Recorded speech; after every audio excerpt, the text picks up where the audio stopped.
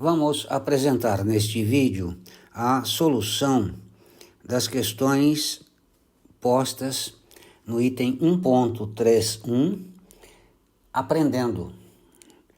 Então, vamos lá. Aqui pede-se para que determine a fração equivalente a cada um dos números, nos itens A, B e C. No item A, nós temos uma dízima periódica, então a proposta é chamar o número dado de x e observe que ao fazê-lo eu tenho uma equação onde só aparece na parte decimal quem se repete. E o objetivo é este, obter duas equações de modo que na parte decimal só haja quem se repete.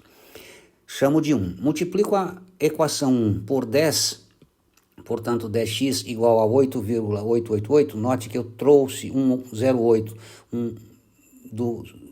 da parte decimal para a parte inteira. E eu fico com uma segunda equação, de modo que nesta segunda equação também haja somente quem se repete na parte decimal. Agora eu faço a subtração da equação 2 menos a equação 1. E note que ao fazer esta subtração, todos os elementos que são iguais na parte decimal se anulam, óbvio. Portanto, eu fico com 8 na parte inteira e 9x no segundo membro da minha equação, de modo que x será igual a 8 nonos. Pronto, eu encontrei a geratriz da dízima periódica 0,888. De modo semelhante, nós procedemos no item B. Só que ao chamá-la de x, note que aqui eu tenho um elemento que não se repete, então eu devo passá-lo para a parte inteira. Portanto, eu multiplico esta equação por 10. Esta equação me interessa porque só tem na parte decimal quem se repete. Multiplicando-a por 10 novamente, para que eu tenha um 7 passado para o lado de lá, eu fico com 100x igual a 47,777. Note que esta equação e esta equação, ambas só tem na parte decimal quem se repete. Desta forma, ambas me interessam. Então, eu vou chamá-las de 1 e 2 e farei 2 menos 1, tal qual o procedimento feito no item A. Fazendo a subtração de ambas, note que as partes decimais, como são iguais, se anulam, restando somente a parte inteira. E deste modo eu encontro o valor de x, que será igual a 43/90. De modo semelhante, novamente, no item C, note que aqui eu tenho o 7 que não se repete, eu devo passá-lo para o primeiro membro, portanto, multiplico por 10. E agora, observe que aqui eu tenho 41 que está se repetindo, são dois elementos, portanto, eu tenho que multiplicar esta equação por 100 para que ambos, os dois, passem para a parte inteira. Multiplicando por 100, eu fico com 1000x. Agora o procedimento padrão. Subtraio a equação 2 da equação 1, maior menos a menor, de modo que ao subtraí-las, a parte decimal se anula. Por quê? Porque os números são todos iguais. E desse modo eu encontro a geratriz da dízima. Simplificando esta fração, porque é possível dividi-la por 2, eu chego em 1,357, ou 1.357, dividido por 495, que é a geratriz daquela dízima do item C.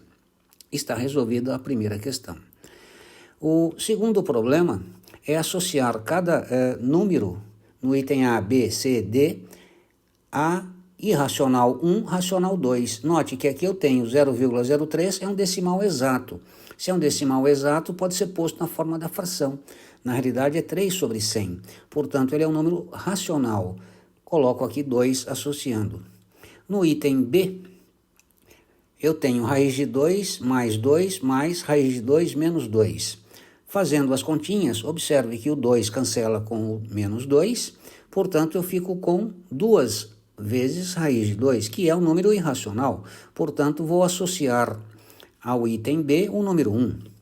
O item C é uma dízima periódica, como vimos lá no primeiro problema. Encontrando a geratriz dessa dízima, obviamente ela será escrita na forma de uma fração. Se é fração, é racional. Portanto, no item C, eu vou associar o número 2. Finalmente, o item D, observe, o que eu tenho lá? Alfa pertence ao conjunto dos reais menos os racionais. Se alfa pertence a real menos racional, o A é irracional. E o B também pertence a racional, real menos racional. Portanto, o item B, o número B, já que pertence ao conjunto dos reais menos os racionais, ele será irracional, de modo que A e B são números irracionais. Note, ele quer saber o que é o produto A por B. Bem, produto de A por B é o produto de irracionais. Aí eu tenho algumas possibilidades. Veja, eu posso ter o A, por exemplo, raiz de 2 e o B raiz de 8. Multiplicando-os, eu tenho raiz de 16, que é igual a 4, e 4 é um número racional. Por outro lado, eu posso ter o A raiz de 3 e o B raiz de 5. Multiplicando, eu tenho raiz de 15. E raiz de 15 não é exata, portanto, não pertence ao conjunto dos racionais, né? Não pertence. Portanto, ele é irracional. Desta forma, né, nós temos o quê? Que dependendo dos valores de A e B, ou dos racionais A e irracionais A e B, ele pode ser racional ou irracional. Ou seja, eu posso ter 1 ou 2 aqui, dependendo dos valores de A e B. Resolvida a questão. O item 3 pede-se para representar na reta real os intervalos numéricos. Então, eu tenho aqui os intervalos e eu quero representá-los na reta real. O item A, eu coloco uma reta, marco o ponto 2, marco o ponto 8 à direita dele, porque é maior. Note que o 2 aqui indica fechado, portanto bolinha cheia, o 8 indica aqui aberto, portanto vazio. E aqui eu tenho a representação na reta real do intervalo mostrado no item A. No item B, de menos 8 a 2, menos 8 vai à esquerda, aberto, porque voltado para fora o colchete. E o 2 é fechado, bolinha cheia, porque é voltado para dentro o colchete. E todos os números intermediários, feito o item B. No item C, o que é que está escrito lá? X pertencente a R, tal que o X seja menor ou igual a 7, maior que 3. Portanto, marco 3 aberto, porque é menor que, né? Maior que 3 e menor ou igual a 7, se igual fechado. E todos os intermediários.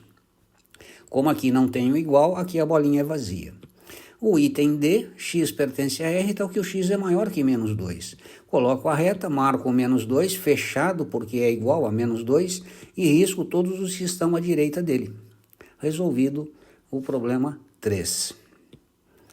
O problema 4, ele pede para que eu represente os conjuntos na forma de notação de conjunto e na notação de intervalo, dado que esses elementos estão na notação de reta. Então, o primeiro é um intervalo, né, entre 2 e 5. Então, vamos lá. Aqui eu porei a notação de conjunto, aqui a notação de intervalo. No item A, são todos os números, portanto, o x pertencente a R, tal que x é menor que 5, maior ou igual a 2. Fica esta a escrita na notação de conjunto. E note que aqui eu leio x menor que, x maior igual que. A notação de intervalo, 2 fechado, voltado para dentro, 5 aberto, voltado para fora. No item B, eu não tenho intervalo, eu tenho somente números pontuais, 1, 2, 3 e 5. Então, eu tenho um conjunto constituído dos números 1, 2, 3 e 5.